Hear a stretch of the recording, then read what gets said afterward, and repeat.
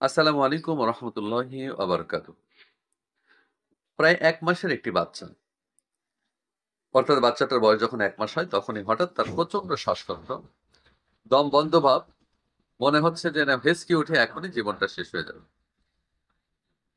হাসপাতালে ভর্তি করা হলো। প্রায় ১ মাস হাসপাতালে ভর্তি থাকার পরে শিশুটির কোনো উন্নতি তো হলোই না, বরং ডাক্তারেরা বললেন যে ফুসফুসের গঠনগত ত্রুটি থাকার কারণে এটা চিকিৎসা দিয়ে ঠিক করা সম্ভব হচ্ছে না।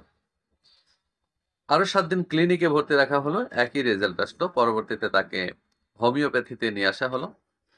হোমিওপ্যাথিতে তার রোগীটাকে পর্যবেক্ষণ করা হলো। দেখা গেল যে এই বাচ্চাটাকে রোগ সৃষ্টির রোগ শুরু হওয়ার ৩ দিন আগে পিট ৩ দিন চিনি খাওয়ানো হয়েছে। এরপর থেকেই এই রোগের সূচনা। তার প্রতিদিন প্রায় ৫ থেকে ৭ বার মলত্যাগ হচ্ছে। হলুদ বর্ণের মল, সেই সাথে টক দুর্গন্ধ এবং মলত্যাগ করার সময় পটপট শব্দ হয়। এ বিষয়গুলোকে পর্যবেক্ষণ করে হোমিওপ্যাথিতে ন্যাট্টাম কার্ভ প্রয়োগ করা হয় এবং ন্যাট্টাম কার্ভ প্রয়োগের পরেই রোগী খুব অল্প দিনের মধ্যেই সুস্থ হয়ে যায়।